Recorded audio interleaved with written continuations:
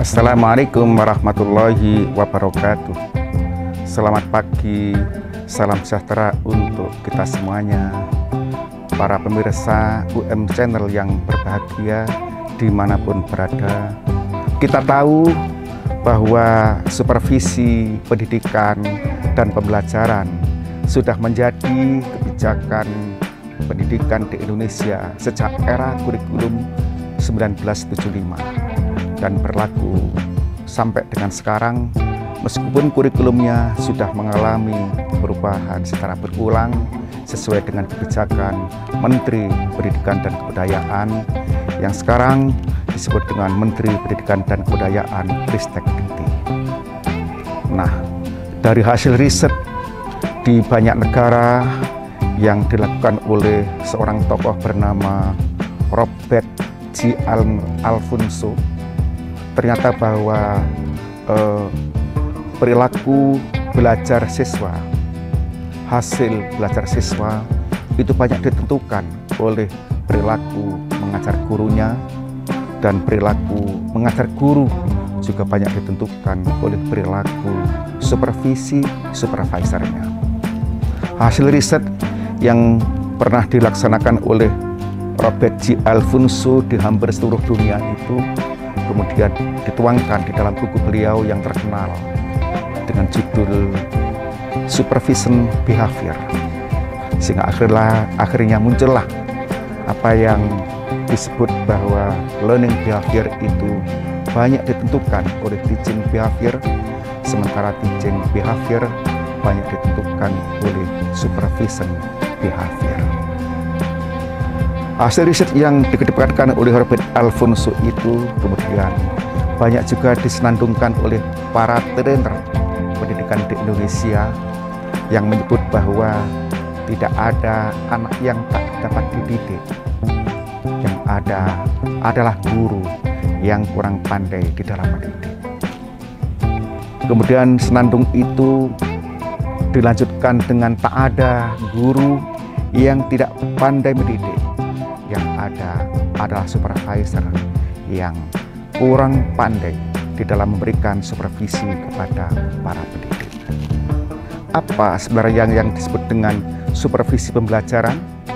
Supervisi pembelajaran adalah serangkaian bantuan yang berwujud layanan profesional.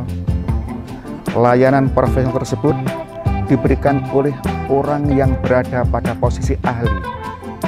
Bisa berupa kepala sekolah, bisa pengawas sekolah, bisa guru senior dan berpengalaman atau guru profesional, bisa juga tenaga ahli yang mumpuni di bidang itu. Sebelum seorang supervisor itu memberikan layanan profesional, haruslah mengetahui karakteristik guru. Dan karakteristik guru itu telah dituliskan oleh Profesor Glickman di dalam bukunya Developmental Supervision. Beliau menulis bahwa guru itu bisa dikategorikan berdasarkan atas level of commitment-nya dan berdasarkan level of abstraction-nya. Level of commitment mengerucut kepada kemampuan guru di dalam memotivasi diri dan memotivasi orang lain, mengerucut kepada aspek semangatnya, mengerucut kepada gairah kerjanya, mengerucut kepada kerajinan di dalam memberikan layanan. Sehingga Profesor Glickman menyebut bahwa komitmen itu lebih dari sekedar concern. Sementara level of abstraction lebih mengerucut kepada aspek kemampuan berpikir abstraknya, kecerdasannya, kepandaiannya, dan kemampuannya di dalam memecahkan persoalan-persoalan kehidupan. Baik persoalan kehidupan dirinya sendiri maupun persoalan kehidupan yang dialami oleh guru-guru yang menjadi binaannya. Kita tahu bahwa ada guru yang punya level of commitment rendah dan ada guru yang punya level of commitment tinggi. Guru yang punya level of commitment-nya rendah itu umumnya sedikit perhatiannya terhadap siswanya, sedikit waktu, tenaga, dan pikiran yang dicurahkan untuk membantu siswa-siswanya dan melaksanakan tugas-tugas keguruannya, perhatian utamanya hanyalah sekedar untuk mempertahankan jabatan sebagai seorang guru. Sementara guru yang punya level of commitment tinggi, sangat tinggi perhatiannya terhadap siswanya, banyak waktu, tenaga, dan pikiran yang dicurahkan untuk menyelesaikan tugas-tugasnya, dan dia akan bekerja sebanyak mungkin untuk kepentingan orang lain.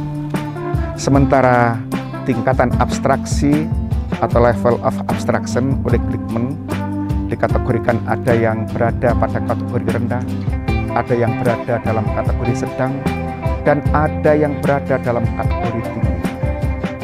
Guru-guru yang level of abstraksinya rendah umumnya bingung pada saat menghadapi masalah, suka minta petunjuk, kemudian tidak tahu cara-cara untuk memecahkan masalah, dan responsnya terhadap masalah umumnya biasa saja. Sementara guru yang punya tingkatan abstraksi tinggi ketika menghadapi masalah selalu dapat mencari alternatif pemecahan, dapat mengeneralisasi berbagai alternatif pemecahan masalah, dan bisa membuat perencanaan dan memecahkan masalah, baik masalah yang bersifat sederhana maupun masalah yang bersifat kompleks. Nah, dari dua kategori inilah kemudian Profesor Glickman mencoba menyilangkan antara level of abstraction dengan level of commitment. Dan dari hasil penyilangan itulah kemudian terbentuk menjadi 4 kuadran kategori guru. Ada guru yang berada di kategori 1 yang lazim disebut dengan guru yang drop out, level of commitment-nya rendah, level of abstraksinya juga rendah. Sekali lagi, level of commitment-nya rendah dan level of abstraction-nya juga rendah. Ada yang sebaliknya di kuadran 4 ini, yaitu guru profesional, guru yang level of commitment-nya tinggi, dan guru yang level of abstraction-nya tinggi juga. Jadi karena sama-sama tinggi, oleh Profesor Glickman dikategorikan sebagai guru yang profesional. Sementara itu ada yang rendah di salah satunya, yaitu yang berada di kuadran 2, tinggi tingkatan komitmennya tetapi rendah tingkatan abstraksinya, lazim disebut dengan guru yang unfocused worker, guru yang kerjanya tidak terarah. Sebaliknya, ada guru yang di kuadran 3 itu disebut dengan analytical observer, tinggi level of abstraction-nya tetapi rendah level of commitment-nya. Guru yang semacam ini lazim dikenal dengan istilah analytical observer. Pandai sekali, pikirannya cerdas, kritis, banyak mengkritisi orang lain. Tapi pada saat memberikan tugas, yang bersangkutan seringkali menolak dan seringkali tugasnya tidak selesai. Orang Jawa menyebut tidak lagu ngarep gak kenek, tapi nek tidak lagu buri dilentik. Inilah guru yang analytical observer. Menghadapi 4 kategori guru yang semacam ini, Profesor Glickman menawarkan alternatif yang sangat bagus di dalam membina atau mensupervisi guru-guru yang semacam itu. Katanya Profesor Glickman, guru yang drop out, level of commitment-nya rendah, dan level of abstraknya rendah, didekati dengan supervisi direktif, supervisi yang syarat dengan arahan. Sementara guru yang profesional, yang tingkatan abstraksinya tinggi dan tingkat komitmennya tinggi, didekati dengan supervisi non-direktif, supervisi yang nyaris tanpa arahan. Sehingga isinya lebih banyak memberikan apresiasi kepada guru, memberikan penguatan, memberikan penghargaan, dan memberikan kesempatan seluas-luasnya untuk berimprovisasi. Sementara guru yang berada pada kuadran 2, unfocus worker ini didekati dengan supervisi kolaboratif, tetapi dipadukan dengan sedikit arahan. Supaya kerja yang tidak terarah itu akhirnya terarah pada pencapaian tujuan.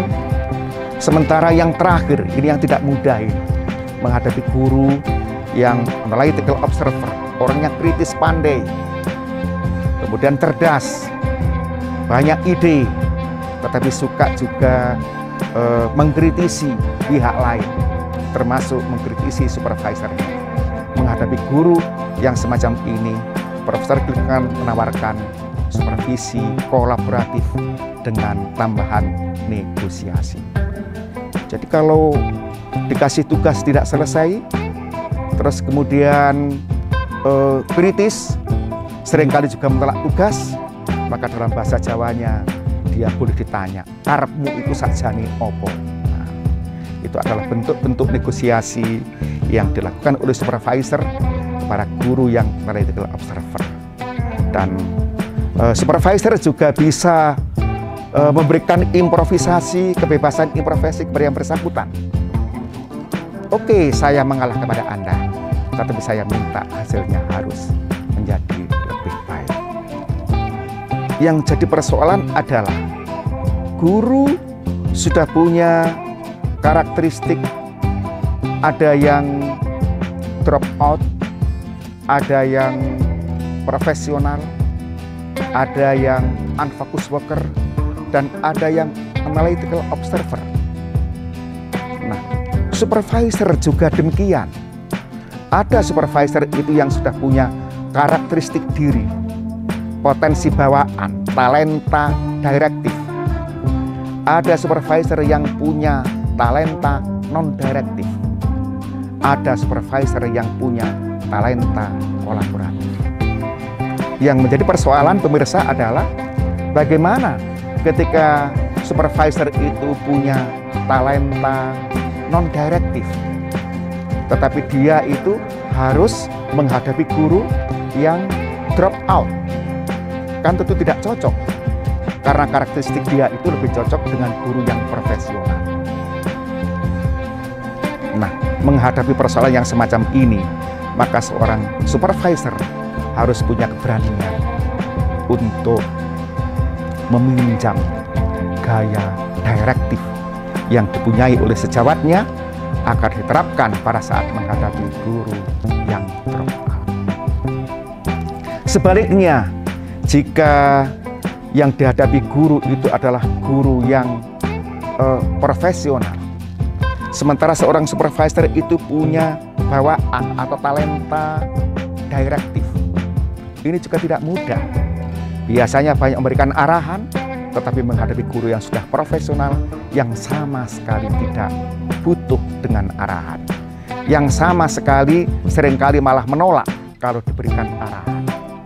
Nah, menghadapi guru yang semacam itu, seorang supervisor juga harus memainkan peranan, meminjam peran yang dimiliki oleh seorang supervisor yang direktif.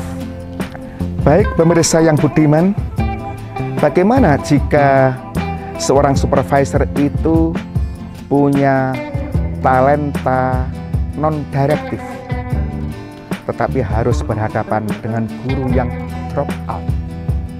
Maka langkah yang harus ditempuh itu adalah meminjam peranan yang dimainkan oleh seorang supervisor yang direktif.